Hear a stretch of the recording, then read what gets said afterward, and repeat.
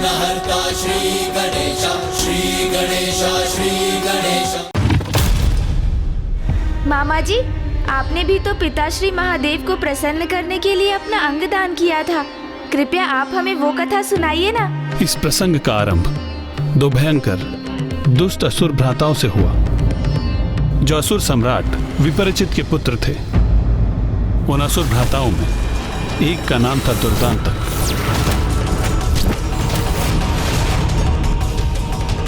और दूसरा था जरांतक। इतनी अपार शक्ति के स्वामी थे दोनों कि वो अपनी संयुक्त शक्ति से बड़ी सेना को पराजित कर सकते थे। और उन दोनों के एक साथ आने से न केवल उन दोनों की अपितु उनके शस्त्रों की भी शक्ति बढ़ जाती थी।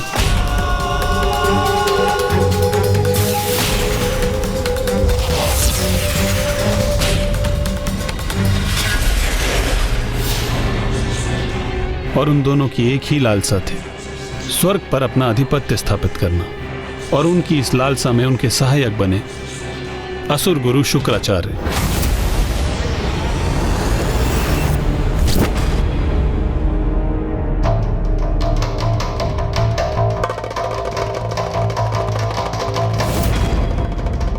प्रणाम असुर गुरु शुक्राचार्य।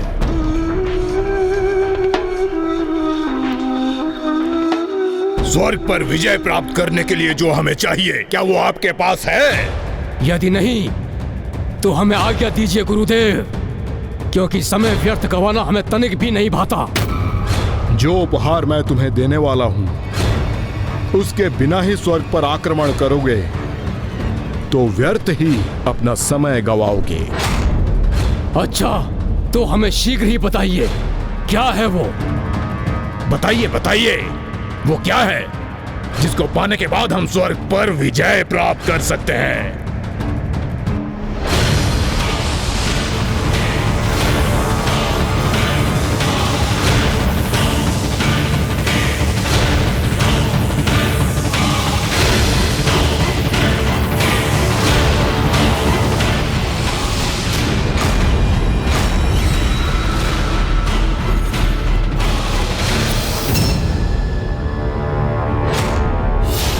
इस हीरे के ये दो भाग तुम्हें उपहार स्वरूप दे रहा हूं मैं।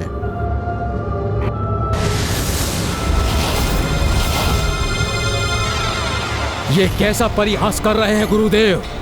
हीरा, वो भी दो भागों में विभाजित, ये दे रहे हैं आप हमें? इसका हमें क्या लाभ? गुरुदेव, शायद आप भूल रहे हैं, हम असुर हैं, असुर, देवता नहीं। रक्त का लाल रंग ही हमें भाता है, वही बनता है हमारा आभूषण। ये हीरे और मोती नहीं। मूर्ख, ये आभूषण नहीं, वो अचूक उपाय है जिसकी सहायता से तुम देवताओं को पराजित कर सकोगे।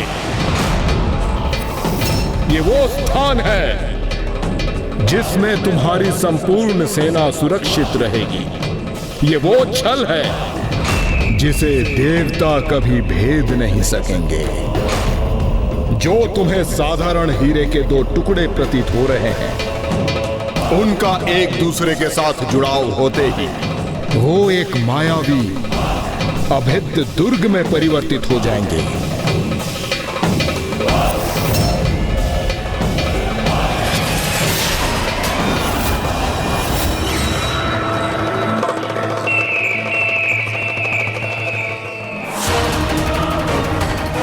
यह अष्टकोणीय दुर्ग देवताओं पर 8 गुना प्रहार करेगा। ये तुम्हारी विजय हेतु, ये तुम्हारी अजय शक्ति बनेगी। वाह गुरुदेव वाह, ये छल तो अति उत्तम छल है। किंतु गुरुदेव, देवता भी तो अनेक प्रभावशाली शक्तियों के स्वामी हैं, तो क्या वो इसे नष्ट नहीं कर सकेंगे? कोई नष्ट नहीं कर सकता इसे, ना कोई देवता ना कोई महादेवता। ये एक अद्वितीय शक्ति है। ऐसे ही अस्त्र की प्रतीक्षा थी हमें गुरुदेव। अब प्रतीक्षा की घड़ियां समाप्त भ्राता, अब विलंब कैसा? चलो, अब देवताओं को स्वर्ग से बाहर धकेलने का समय आ गया है।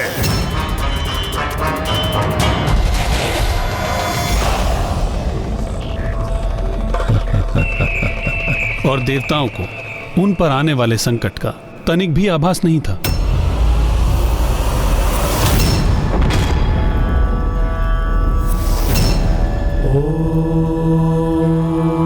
स्वस्ति न इंद्रो वृद्धश्रवाः स्वस्ति नः पूषा विश्ववेदाः स्वस्ति नस्ताक्षरो अरिष्टनेमिः।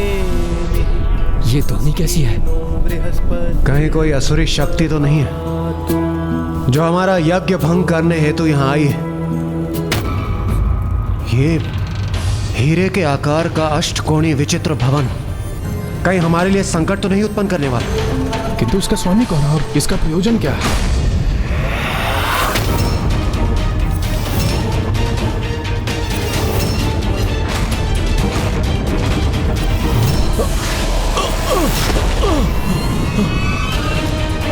इसने तो हमारी यज्ञ विधि को ही नष्ट भ्रष्ट कर दिया। सावधान देवगण, हम देवताओं पर किसी असुर का आक्रमण है ये।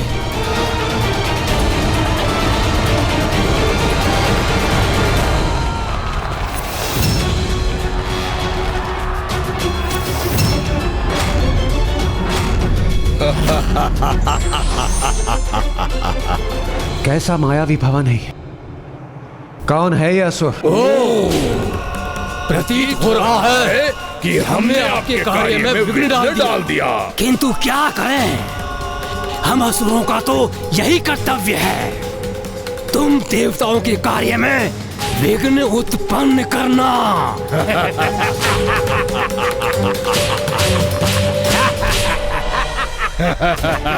इस अष्टकोणीय भवन में कहाँ स्थित है ये असुर?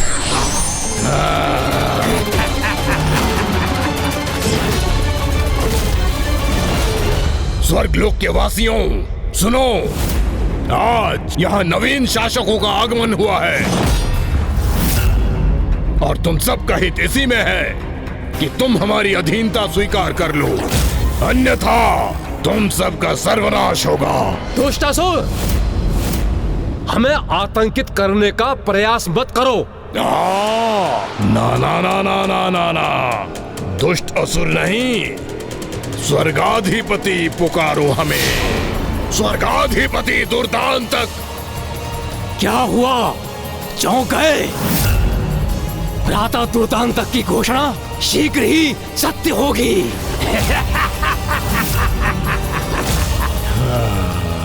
भ्रम है ये तुम्हारा, तुम्हारे स्वप्न में ही सत्य हो सकती है तुम्हारी ये घोषणा।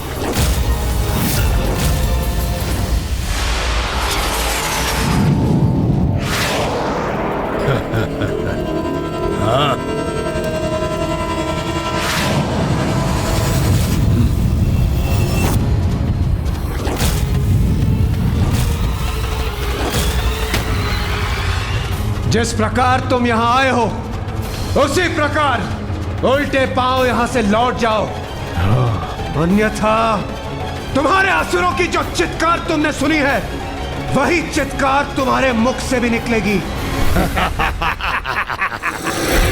देवराज, तनिक ये तो देख लो कि ये चित्कार किसकी है।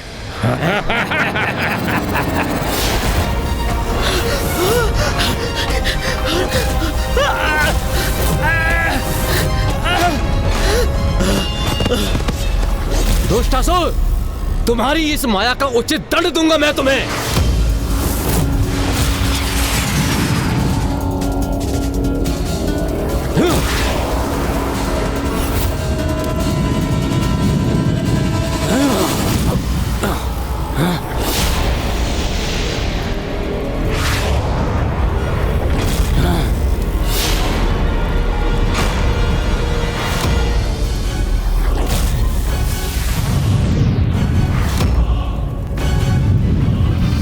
अग्निदेव की अग्नि 8 भागों में विभाजित होकर हम पर प्रहार करने के लिए लौट रही है।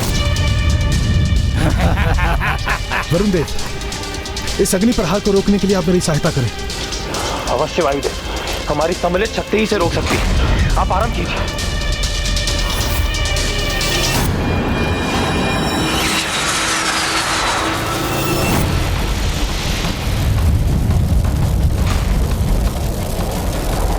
कैसी अष्टकोणीय आकृति है ये, जिसके कारण मेरा वार असुरों के स्थान पर देवताओं को ही कष्ट पहुंचाने लौट पड़ा। चिंता मत कीजिए देवगण, मैं अभी अपनी वज्र की शक्ति से इस अष्टकोणीय दुर्ग भवन को ही नष्ट कर देता हूं।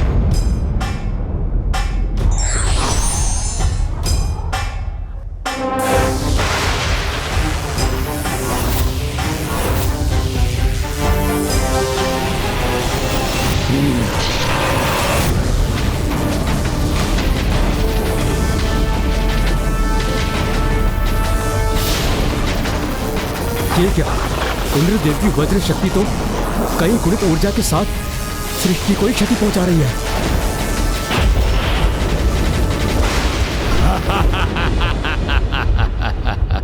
देवराज, ये भवन तो आपके वज्र के प्रहार से भी नष्ट नहीं हुआ, इसने हमें और संकट में डाल दिया। आप उचित कह रहे हैं वायुदेव, इस प्रकार तो मेरी ये वज्र की शक्ति लौट कर समस्त सृष्टि का ही विनाश कर देगी। अब हम कैसे रोकें इसे? मैं स्वयं पर इसका आघात लेकर रोक दूंगा इस शक्ति को और सृष्टि की रक्षा करूंगा।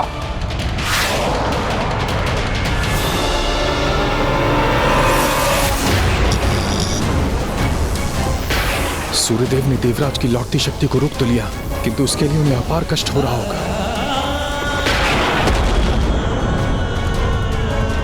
सूर्यदेव, सूर्यदेव,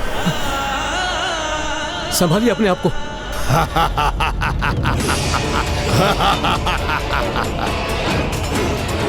देवताओं सुनो, ध्यान से सुनो।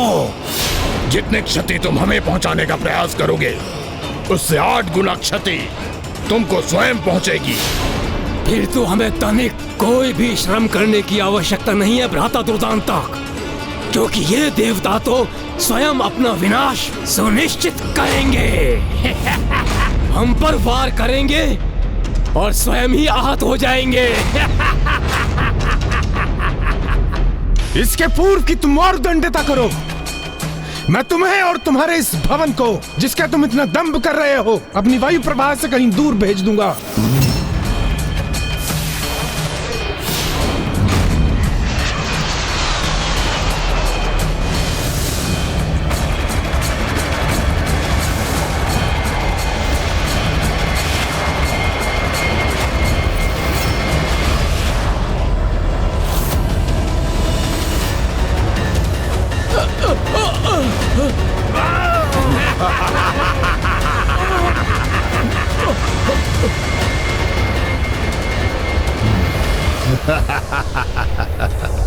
जाओ देवताओं, जाओ, और कभी यहाँ दोबारा आने का दुस्साहस मत करना। स्वर्ग पर अब हमारा अधिकार है। हम ही हैं यहाँ के अधिपति। स्वर्गाधिपति दुर्दांतक और स्वर्गाधिपति जरांतक। अर्थात उन दोनों दुष्ट असुर भ्राताओं को अपनी सेना का प्रयोग करने की भी आवश्यकता नहीं हुई और उन्होंने स्वर्ग पर विजय प्राप्त कर ली। हाँ गणेश जी, दुर्भाग्यवश उस युद्ध में वो दोनों भ्राता सफल रहे, किंतु अभी और भी अधिक भीषण युद्ध शेष था। उनकी दुर्ग की शक्ति से निसहाय होकर हम प्रभु श्रीहरि नारायण के समक्ष प्रस्तुत हुए। उन्हें अपनी दुर्दशा की सूचना देकर उनसे सहायता प्राप्त करने हेतु। अर्थात जरांतक और दुर्दांतक को परास्त करने के लिए हमें सर्वप्रथम उनके हीरे के अष्टकोणीय दुर्ग को नष्ट करना होगा।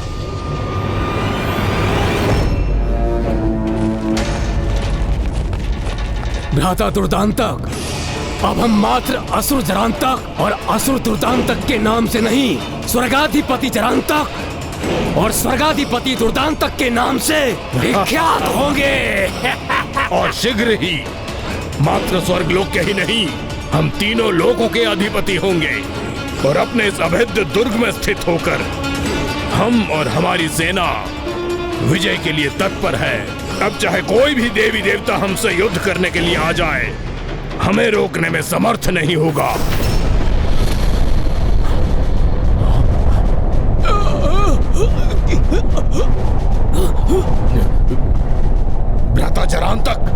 मुझे कैसी वायु प्रभा का आभास हो रहा है।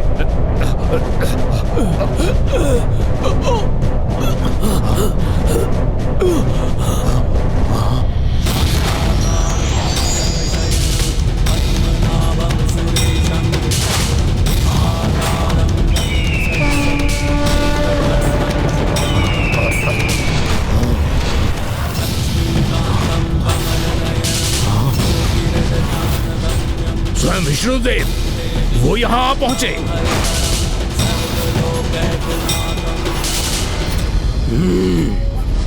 प्रतीत होता है भीरू देवता इनसे शरण मांगने पहुंच गए। ऐसे स्वयं अपना युद्ध नहीं कर सकते। ऐसे दुर्बल, ऐसे निर्लज्ज देवता स्वर्ग में वास करते हैं, ये तो हमें ज्ञात ही नहीं था। देवताओं की अच्छाई को उनकी दुर्बलता समझने की भूल मत करना दुष्टों। देवता तो हमारे सामने नहीं टिक सके, किंतु तुम क्या सोचते हो भ्राता? स्वर्गाधिराज जरांतक, क्या इन विष्णु में इतनी सामर्थ्य है कि हमसे युद्ध कर सके? ये तो अभी ज्ञात हो जाएगा। कितने उद्दंड हैं ये दुष्ट जो सृष्टि के पालनहारे प्रभु श्री हरि नारायण के लिए ऐसे अपमानजनक शब्दों का प्रयोग कर रहे हैं। प्रभु के लिए कहे गए इन अपमानजनक शब्दों के लिए इन दुष्ट असुरों को सर्वप्रथम मैं ही दंडित करूंगा।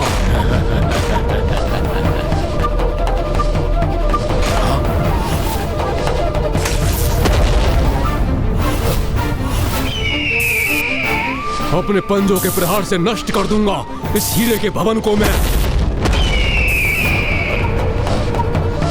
ये क्या करने का प्रयास कर रहे हैं? इतना अथक प्रयासों के पश्चात भी गरुड़ जी उस अष्टकोणीय दुर्ग को क्षति पहुंचाने में असफल हो रहे हैं।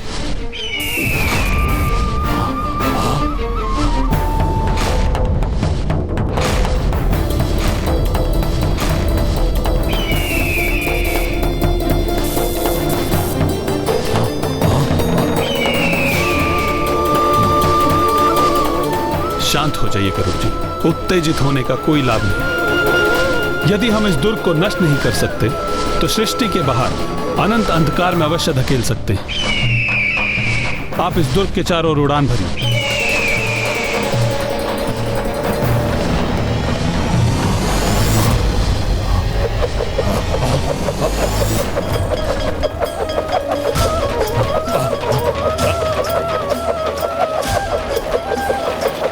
उस अष्टकोणीय दुर्ग के चारों ओर श्री हरि नारायण ने जो गति उत्पन्न की है, अब वही गति दुर्ग को अंधकूप की ओर धकेल रही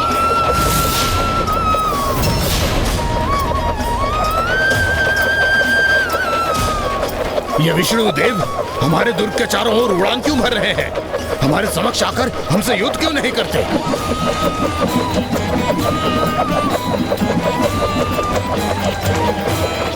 ये क्या कर रहे हैं? ये तो हमें भी संकट में डाल रहे हैं। हमारा दुर्ग तीव्र गति से घूम रहा है।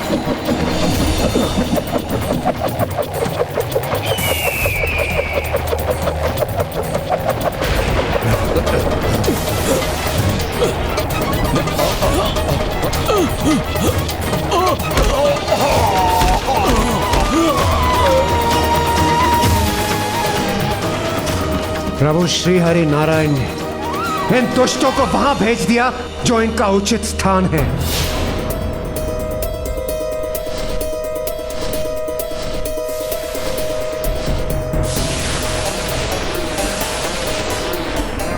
ब्रह्मांड के सिरे पर अंधकूप के समान अंधकार का जहां विस्तार होता है वहां भेज दिया है प्रभु ने उन्हें।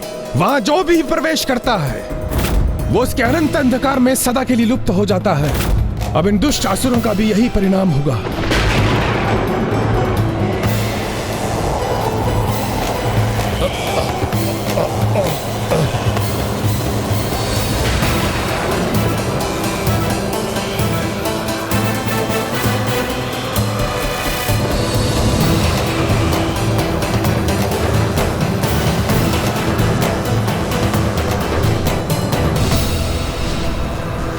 आज ये दो दुष्ट ही नहीं, इनके साथ इनकी पूरी सेना भी उस अंधकारी कूप के अनंत अंधकार में जाकर नष्ट होगी।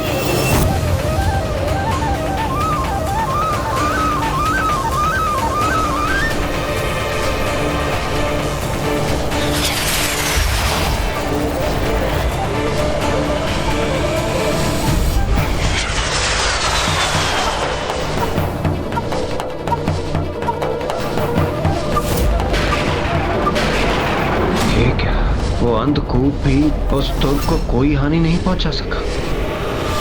और अब तो इसकी गति और भी तीव्र है।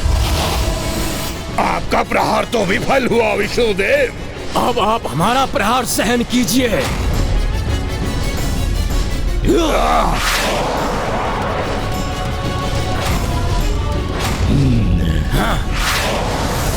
सावधान प्रभु।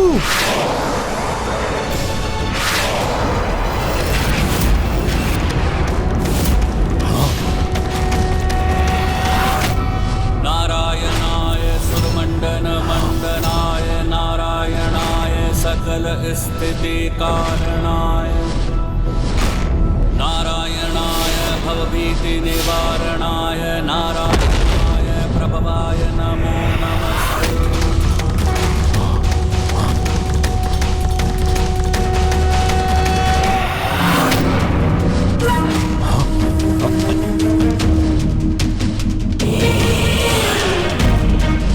जिस प्रकार मैंने तुम्हारे इस अस्त्र को नष्ट किया, उसी प्रकार तुम्हारे इस दुर्ग को भी नष्ट करूंगा।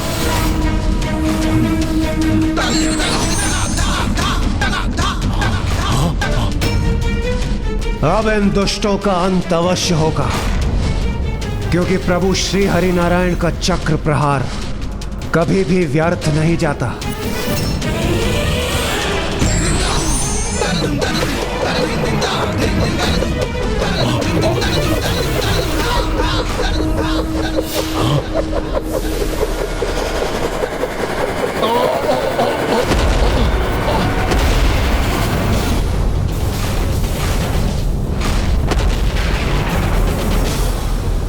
तो अंततः वो आसुरी दुर्ग उस विध्वंस से नष्ट भ्रष्ट हो गया होगा।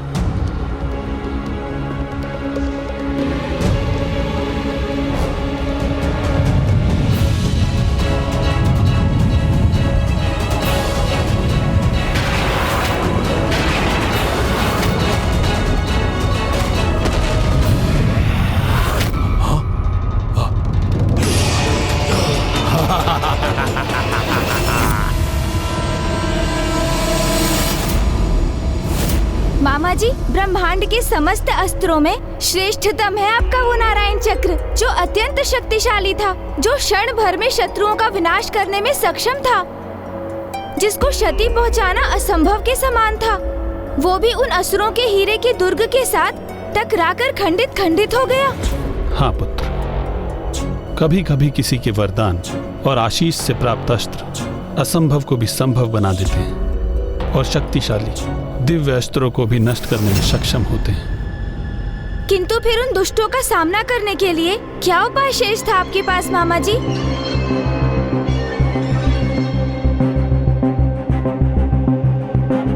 जब शत्रु पर आक्रमण कर उस पर विजय प्राप्त करने का कोई उपाय न दिखाई दे, तो योद्धा का दायित्व होता है कि वह शत्रु के आघात से अपने सहयोगियों की सुरक्षा करे। और उस परिस्थिति में मैंने भी यही किया।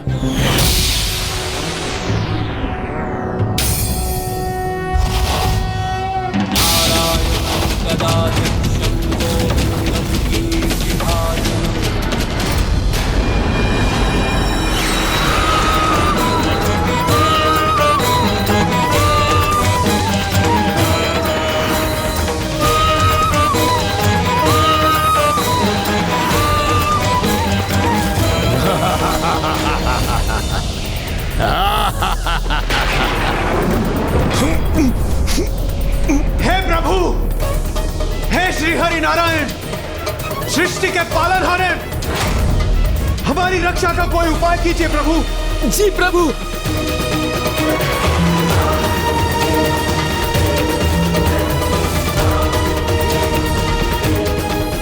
देवताओं, अपने इस विष्णु से सहायता की कोई आस मत रखो, क्योंकि वो तो स्वयं एक पराजित योद्धा है।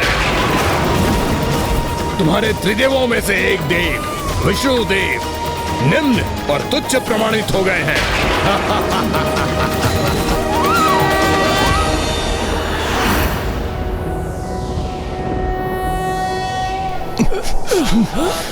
हे प्रभु, हे सृष्टि के पालनहारे, विश्वाकारं गगन सदृशं मेघवर्णं शुभांगं लक्ष्मीकान्तं कमलनयनं योगिर्ध्यानगम्यं वन्दे विष्णुं भवभयहरं सर्वलोकैकनाथम्।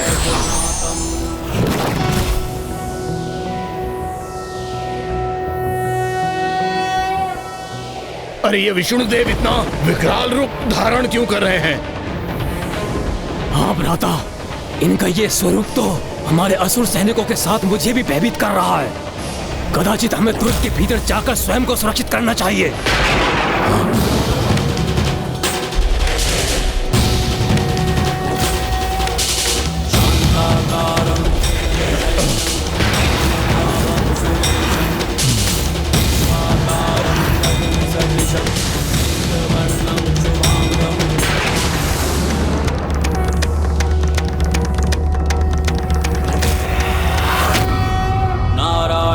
गदाध्यक्षं गोविन्दं कीर्तिभाजनं गोवर्धनोद्धरं देवं भूधरं भुवनेश्वरम्।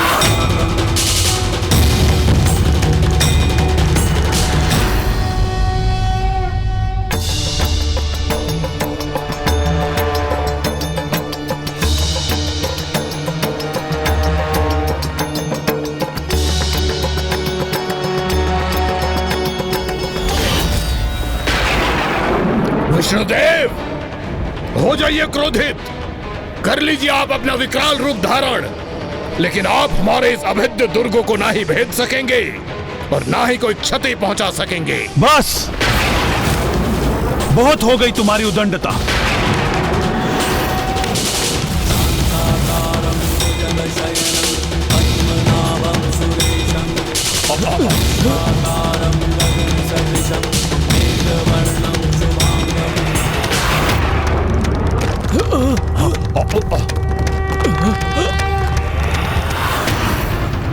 भ्राता, कहीं इनकी मुष्टि में भिजकर हमारा ये हीरे का दुर्ग कहीं छिन्न भिन्न ना हो जाए।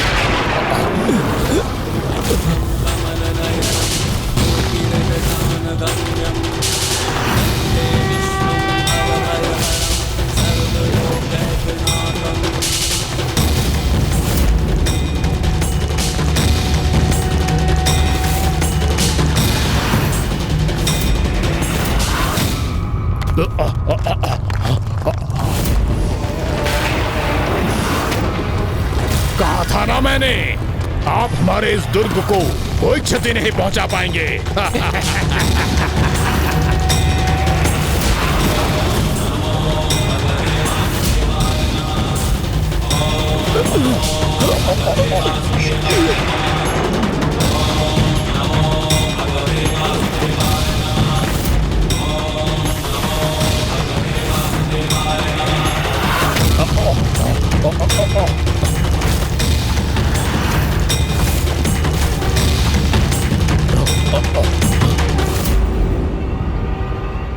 अब श्री हरि नारायण के महाक्रोध के समक्ष वो अष्टकोणीय दुर्ग कदापि नहीं टिक पाएगा।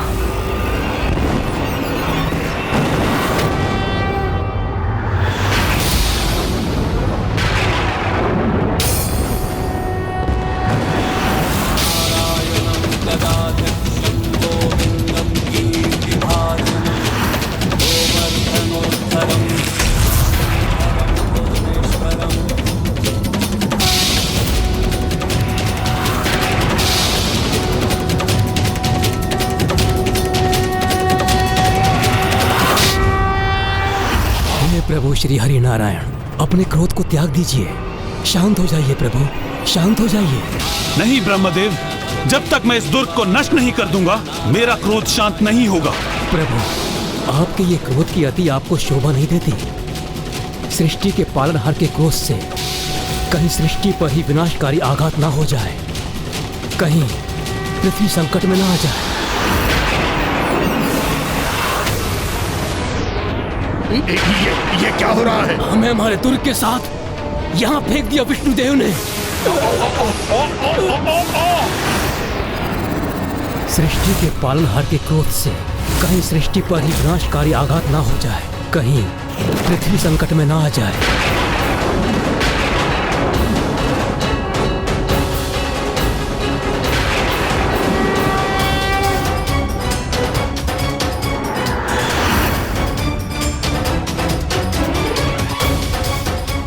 यह अष्टकोणीय हीरे का दुर्ग इस प्रकार खंडित नहीं होगा। इसका सर्वनाश करने हेतु तो इसका कोई अन्य उपाय ही ढूंढना होगा।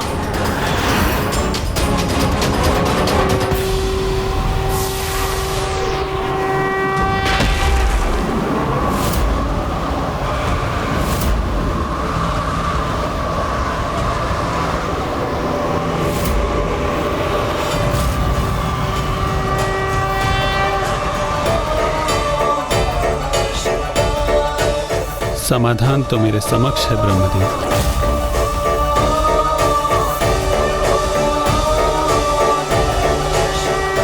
ये समाधान था धर्म की जय का और दुष्टों के संहार का।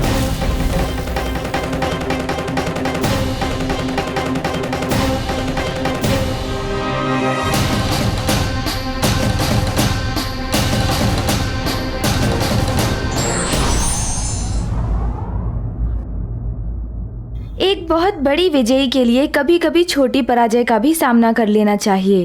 धार्मिक वीडियो सबसे पहले देखने के लिए हमारे चैनल को सब्सक्राइब करें और बेल आइकन दबाएं।